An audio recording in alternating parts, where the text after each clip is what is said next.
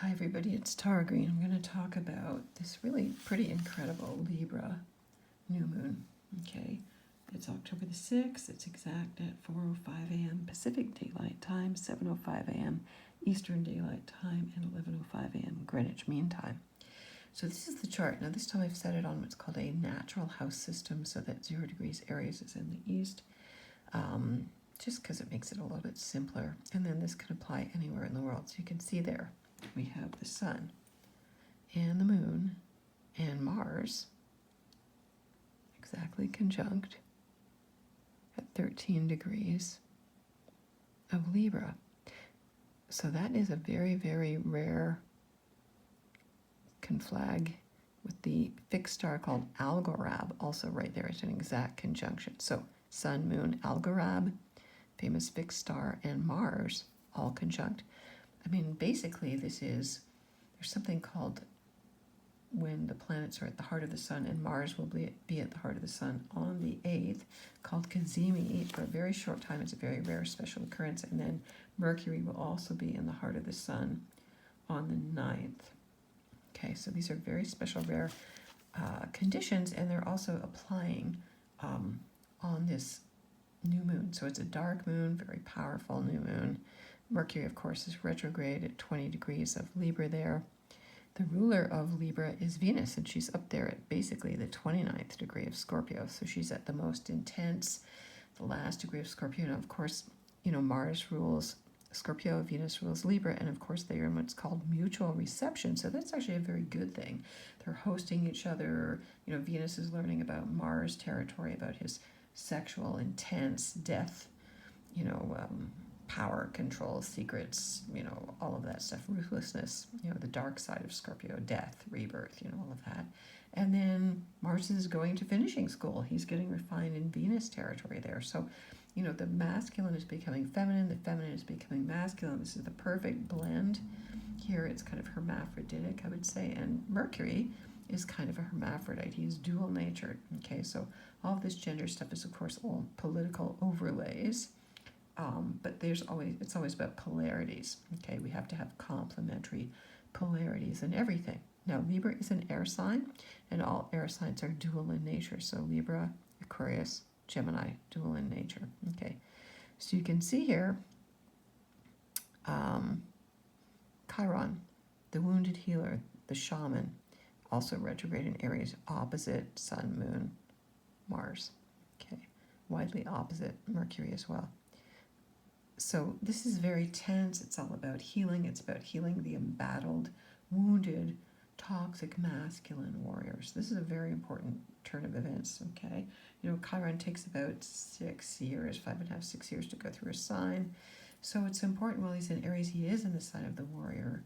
And he is, tends to be defensive, but this is where we have to take off the armor, because the greatest strength is in being vulnerable, and that's what we're going to be feeling, and we are feeling as we're leading up to this. I'm certainly feeling it.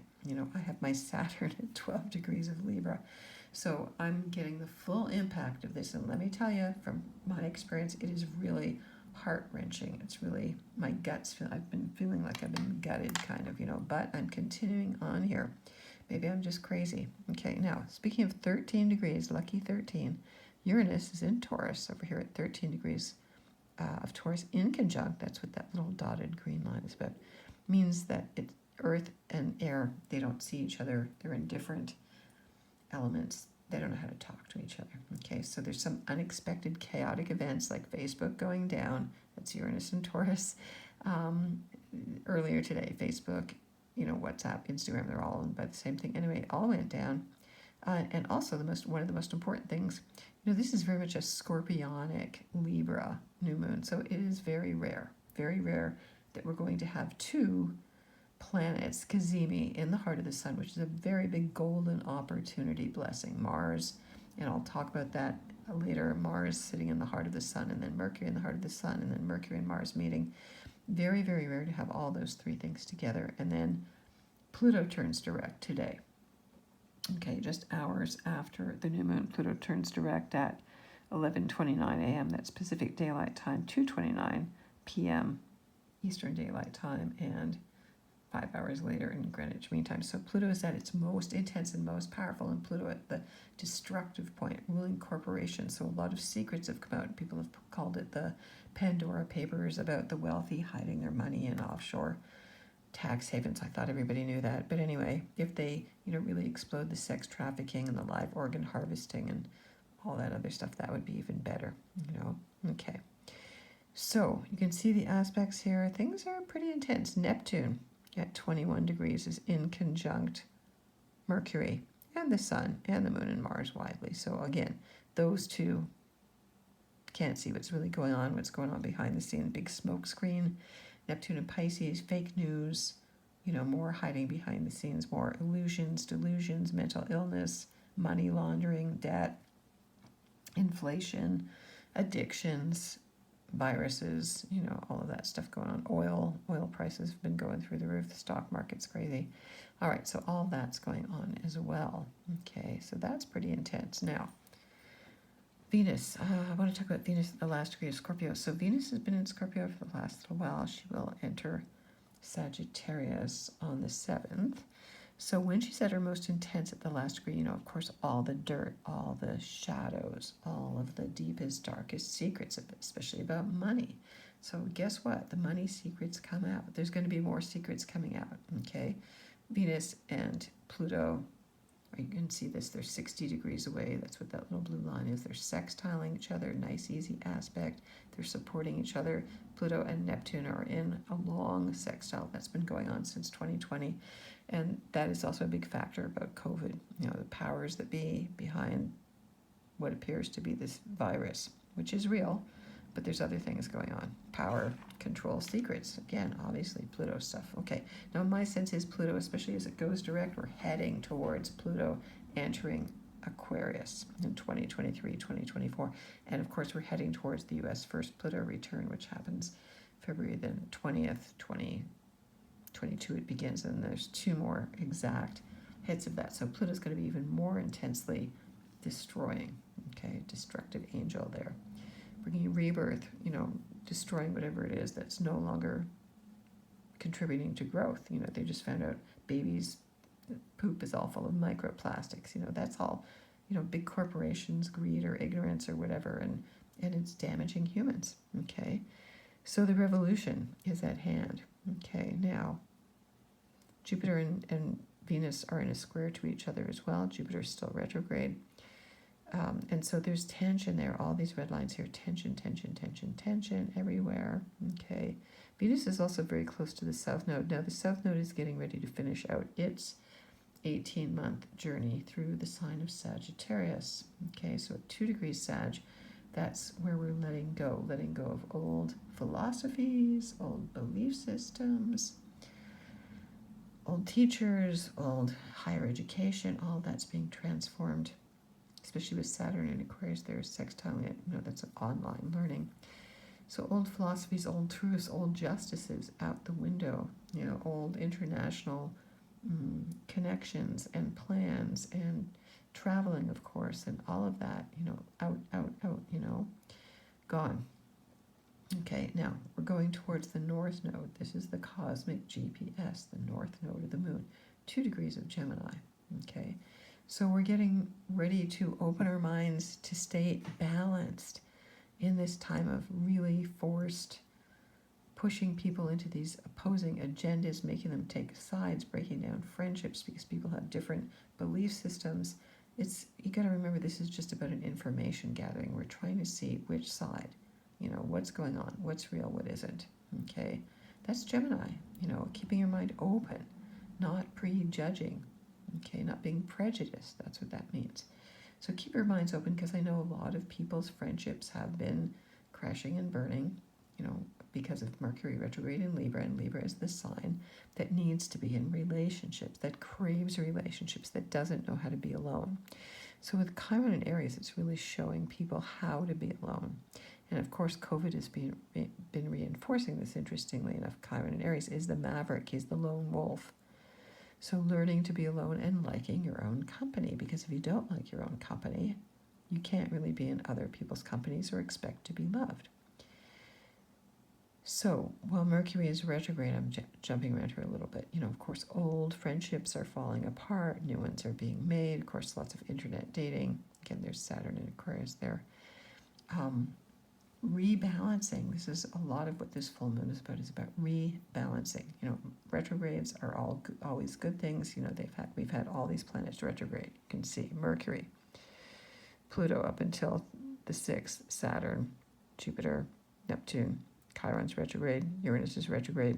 So all of these, Neptune's retrograde, all of these planets are retrograde, except for Venus, okay, and Mars, basically.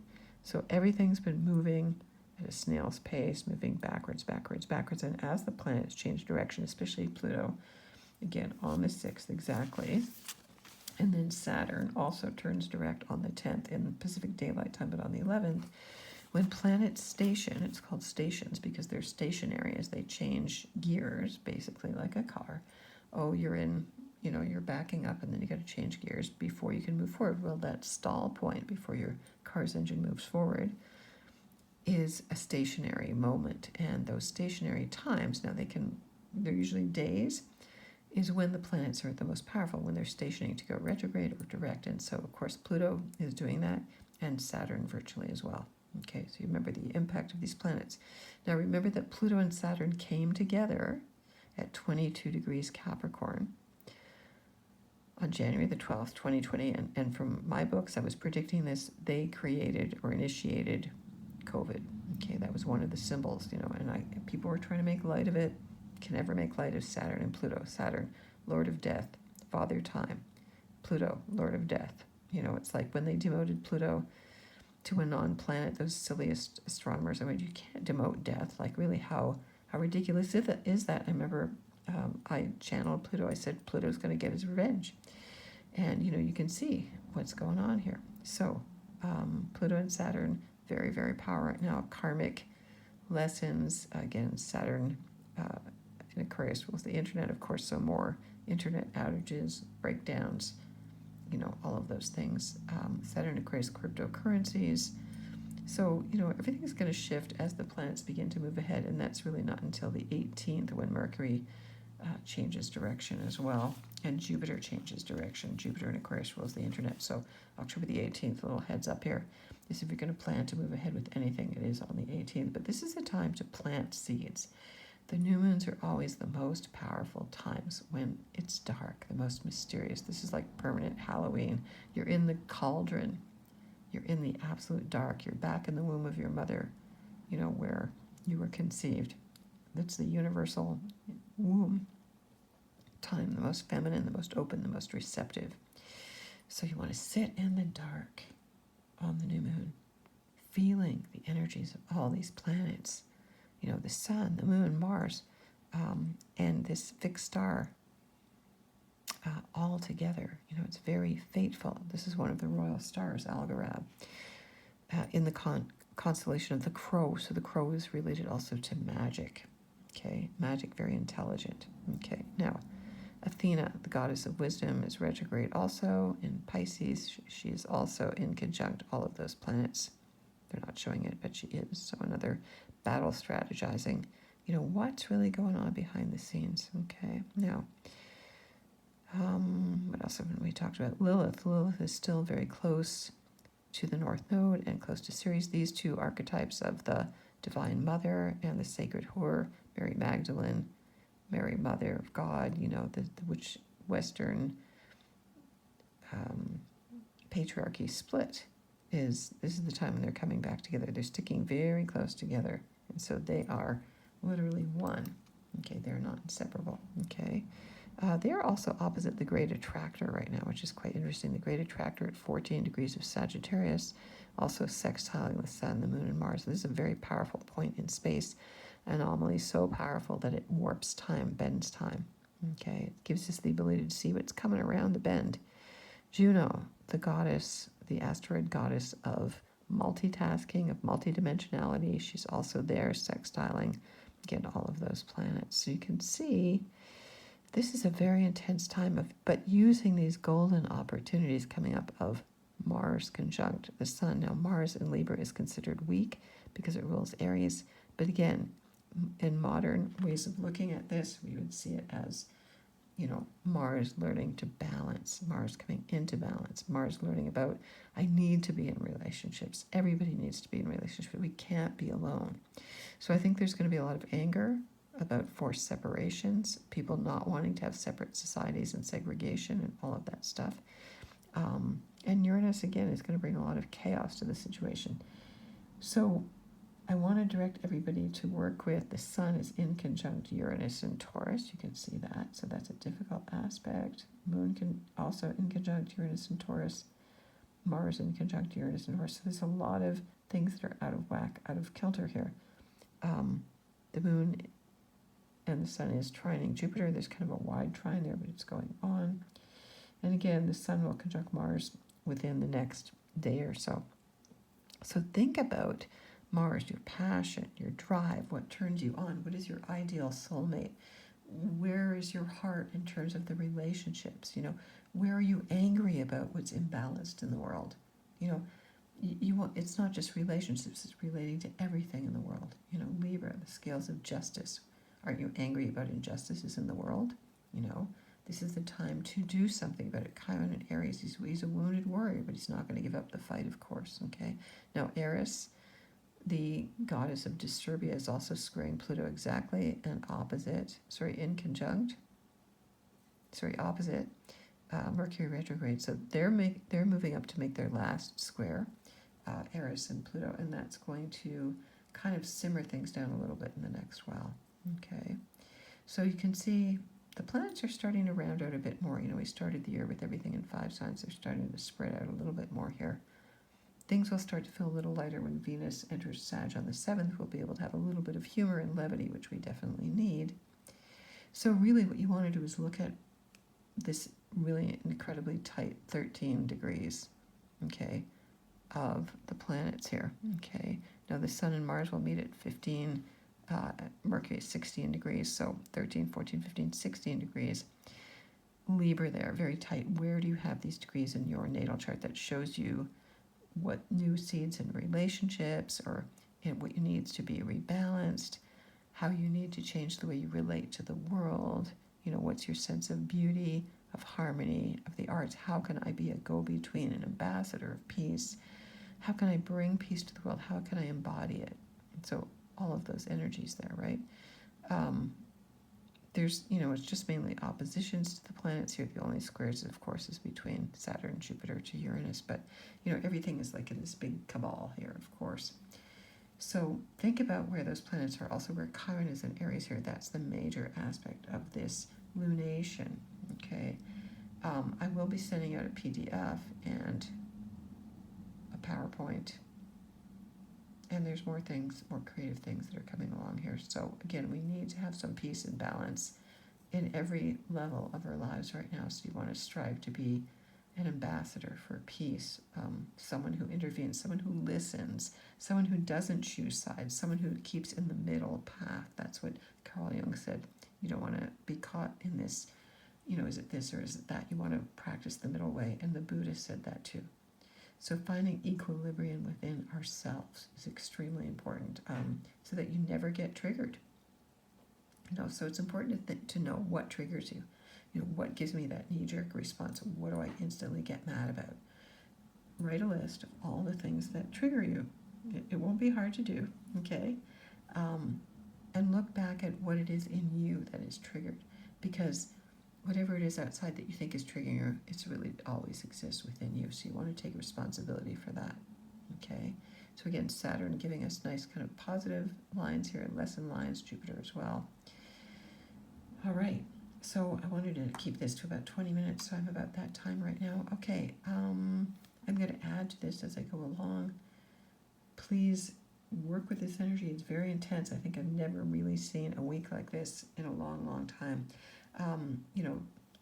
That sense of, the Kazimis. And then I keep thinking that, the moon and Mars and the sun are Kazimi. So it's almost like it's a lunar Kazimi, but I need to find a new term because Kazimi has to do with the sun. When the planets are kind of at the heart of the moon, what's that all about? Because this is a new moon. We're dealing with feminine energy here. All right. So check out where all the planets are that are really potent right now at this lunation. Okay? Sending you many blessings.